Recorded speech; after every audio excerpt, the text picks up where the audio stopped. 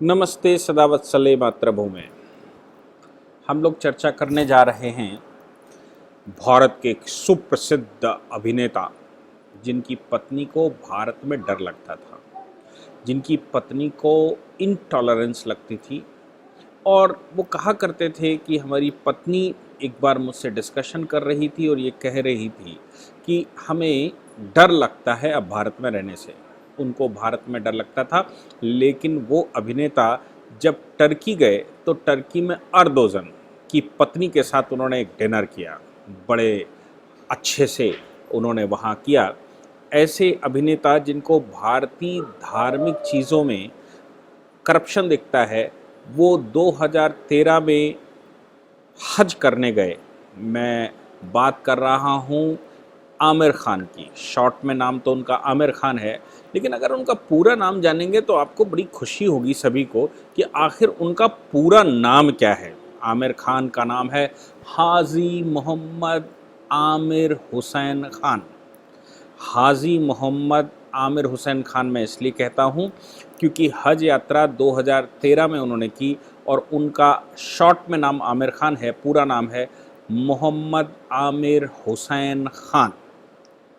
1965 में पैदा हुए एक अभिनेता, एक टेलीविज़न स्टार के घर में पैदा हुए या डायरेक्टर के घर में पैदा हुए। एक्टर डायरेक्टर हुआ करते थे उनके पिताजी।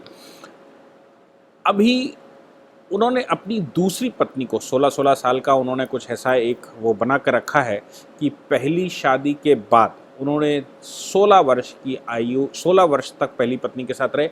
वो हिंदू पत्नी थी जिनका नाम रीमा दत्ता था।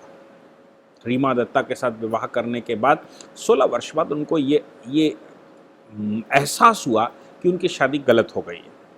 फिर उन्होंने किरण राव से शादी कर ली और किरण राव से शादी करने के बाद फिर से उनको एहसास हुआ अभी कि उनकी शादी फिर से गलत हो गई। हालांकि उनको रियलाइज़ करने में लगभग 16 वर्ष या उससे अधिक लगते हैं या 16 के लगभग लगते हैं, लेकिन उनको सत्यमेव जयते जब वो करते हैं भारत में, तो सत्यमेव जयते करते समय उनको यहाँ पक्षी जो उड़ रहे हैं उनको पतंग जो पतंगोत्सव भारत में होते हैं, उन पतंगों से पक्षियों के संरक्षण की बात सामने आ जाती है, खतरा हो जाता है और वो कहते हैं कि पक्षियों के पर कट जाते हैं, पक्षियों को लग जाती है डोर और उनको बड़ा नुकसान हो जाता है। उनको हिंदू समाज के अंदर बहुत सारी चीज़ें, कास्टिज्म को लेकर, महिलाओं को लेकर बहुत सारी चीज़ें कमियां दिखाई देती हैं, लेकिन उनको अपने यहाँ 4 निकाह नहीं दिखाई देते, उनको बड़ी आसानी से तलाक देकर पत्नी को छोड़ देना नहीं दिखाई देता, उनको बकरीद का त्यौहार भी नहीं दिखाई देता कि बकरीद में कितने सारे बकरे मारे जाते हैं, उनको भारत में गौ संवर्धन, गौ हत्या नहीं दिखाई देती, उनको भारत में ऊँट की बलि दिखाई नहीं देती। बलि से मतलब ऊँट की शहादत, ऊँट का जब कुर्बानी, उनको कुर्बानी दिखाई नहीं देती और ये सब करने के लिए वो हज यात्रा करते हैं। लेकिन उनको पक्षियों में पर कटे दिखाई देते हैं। बैल जो खेतों में चलाए जाते हैं तो खेतों में बैलों के ऊपर अत्याचार, क्योंकि बैलों को चलाता है तो एनिमल प्रोटेक्शन, एनिमल हरेसमेंट उनको दिखता है, बैलों के ऊपर अत्याचार भी दिखते हैं। ऐसे हाजी मोहम्मद आमिर हुसैन खान की दूसरी पत्नी चली गई। सवाल ये पैदा होता है कि जो उनके ऊपर इल्ज़ामात लगाए जा रहे हैं कि उन्होंने ये जो विवाह किए थे ये केवल जनसंख्या बढ़ाने के लिए किए थे। जनसंख्या से मतलब है कि मोहम्मद आमिर हुसैन खान, हाजी मोहम्मद आमिर हुसैन खान अकेले थे। अब कितने उनके बाई प्रोडक्ट बने। पहले तो उन्होंने रीमा दत्ता, उनको विवाह किया तो रीमा दत्ता खान हो गई। फिर उन्होंने किरण राव से विवाह किया तो किरण राव खान हो गई और इन दोनों से उनके 3 बच्चे हुए।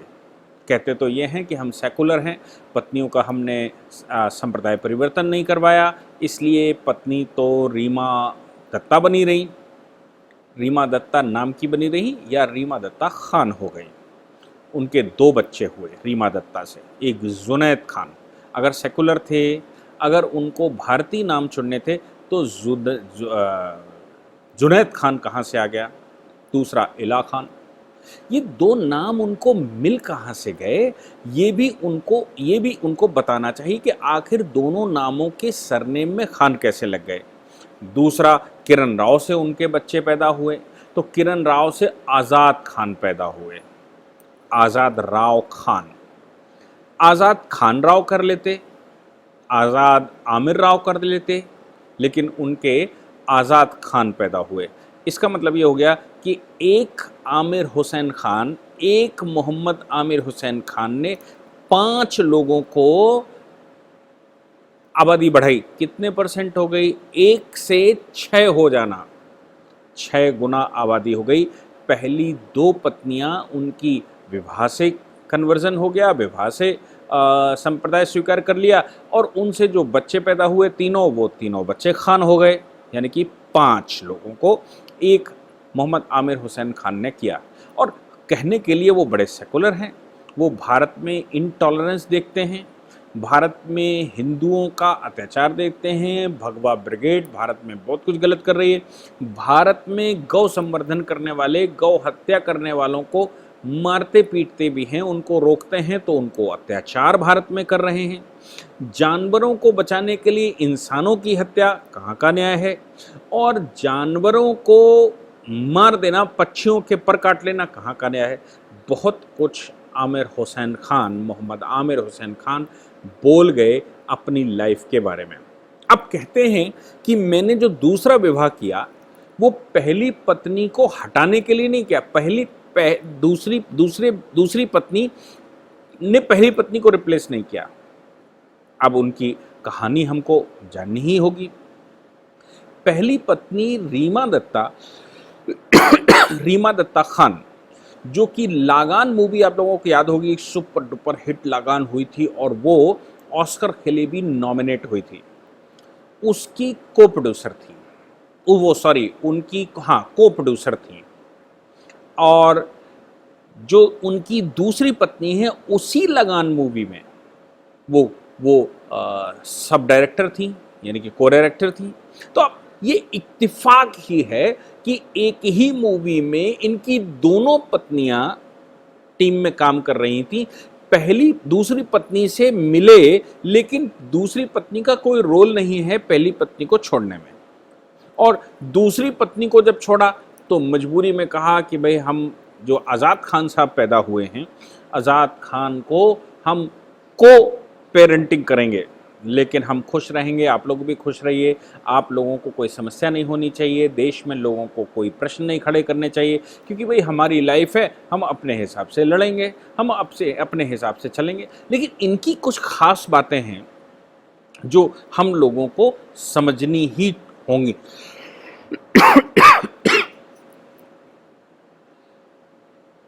इनके पैटर्नल अंकल नासिर हुसैन, नासिर हुसैन का नाम हम सब लोगों ने सुना होगा, बड़ा अच्छा नाम था। इनके एक और बड़े रिलेटिव जिन्होंने भारत की एजुकेशन को हवा दी, मदरसे में पढ़े, सऊदीया में पैदा हुए या खाड़ी में पैदा हुए, भारतीय नागरिक नहीं थे। इनके पिताजी भारत में आए थे, अबुल कलाम आज़ाद। आप सोच सकते हैं कि अबुल कलाम आज़ाद की ग्रैंड डॉटर से इनका संबंध है, उस परिवार से ये संबंध रखते हैं। अब आप सोच सकते हैं कि अबुल कलाम आज़ाद ने जो अपनी किताब लिखी थी उसमें क्या उन्होंने लिखा। उन्होंने कहा कि मैंने एजुकेशन पॉलिसी जो भारत की कर दी है, जो बीज बो दिए, सेकुलर बनकर जो बीज बो दिए हैं उसको भारत काटेगा और भारत में हमने अपना काम कर दिया है, मैं जा रहा हूँ, मेरे अभी मरते समय वो जो लास्ट चैप्टर है वो पब्लिश मत करना।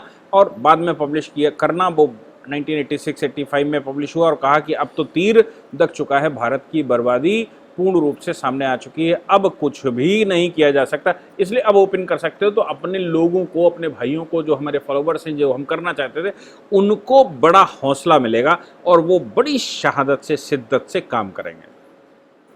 नज़मा हेपतुल्लाह, जो उनके परिवार अबुल कलाम आज़ाद के परिवार से थी, उन नज़मा हेपतुल्लाह के साथ आमिर खान के संबंध हैं, उस परिवार से इनका ताल्लुक़ है।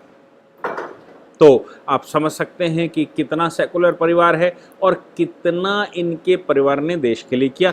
बहुत ज़्यादा, इतना ज़्यादा देश के लिए किया कि देश उनको समेट नहीं पा रहा है, देश उनको झेल नहीं पा रहा है। इनको अगर कुछ अच्छा लगता है देश में इंटॉलरेंस लगता है, लेकिन कुछ अच्छा लगता है तो क्या, इनको अच्छा लगता है वहाँ अर्दोजन की बीवी के साथ डिनर करना, इनको टर्की अच्छा लगता है, इनको खाड़ी अच्छा लगता है, इनको अफ़गानिस्तान नो डाउट अच्छा लगता होगा। और आजकल तालिबानियों की सरकार वहाँ पर बन गई है दोबारा, और उन्होंने तालिबानी फरमान जारी कर दिए हैं, दाढ़ी वाड़ी रखाना पड़ेगा, बुर्का पहनना पड़ेगा, कोई महिला अकेले नहीं निकल सकती। कुछ जगहों पर उन्होंने वो अपना तालिबानी फरमान लागू कर दिए हैं महिलाओं के लिए, अब वो छोटे वस्त्र नहीं पहन सकती, चूड़ियाँ नहीं पहन सकती और पता नहीं क्या क्या, चेहरा नहीं दिखा सकती और आँखें भी नहीं दिखा सकती, आँखों पर भी जालीदार पट्टी पहननी होगी। ये सब कुछ तालिबान कर रहा है, तो आमिर खान साहब को तालिबान बहुत अच्छा लगता होगा, नो डाउट। उनको खाड़ी के देश अच्छे लगते ही हैं, उनको टर्की अच्छा लगता ही है, पाकिस्तान से तो मुरब्बत होना स्वाभाविक है क्योंकि अपने ही भाइयों ने बनाया है। आमिर खान साहब, आप जिस समय मूवी बनाते हैं, जिस समय आप एक्टिंग करते हैं, आप एक्टर तो अच्छे हैं, इसमें कोई शक नहीं, लेकिन ये भी आपको देखकर लब जिहाद का की प्रेरणा लोगों को मिलती है, आपको देखकर लड़कियां पागल हो जाती हैं, आपके रिलीजन को देखकर लड़कियां पागल हो जाती हैं, आपके रिलीजियस नाम को देखकर लड़कियां पागल हो जाती हैं, और अब 16-16 वर्ष का तीसरा ब्रेकअप लेने जा रहे हैं। अब आप मुझे ये और बता दीजिए कि अगला टारगेट कौन है और उस टारगेट से कितने लोगों को आप खान सरनेम देने वाले हैं। 5 लोगों को तो आप खान सरनेम दे चुके हैं, अब कितने और हैं, यानी कि एक व्यक्ति अगर और शादी करते हैं, वो अभी तो उनकी शादी की उम्र है इंशाल्लाह, वो अगर एक और शादी करते हैं तो 5 से 6 हो जाएंगे, और जो शादी करेगा उसके 1-2 बच्चे तो होने ही हैं, तो उनके 2 बच्चे भी अगर हो गए तो 6 और 2 8, आमिर खान मरते मरते 8 लोगों को खान बना जाएंगे। आप सोच सकते हैं कि कितना खतरनाक प्लान लेकर इस प्रकार के लोग समझ में काम करते हैं और देश को भटकाते हैं और भारत को किस तरफ ले जा रहे हैं। इनका कोई तोड़ नहीं, इनका कोई जवाब नहीं। मुझे लगता है कि आमिर खान को कैसे साइड किया, या आमिर खान, भारत में ऐसे हज़ारों सैकड़ों लाखों आमिर खान हैं, इन मोहम्मद आमिर हुसैन खान का क्या करेंगे, कैसे करेंगे, ये हम सबको विचार करना पड़ेगा। Thank you very much.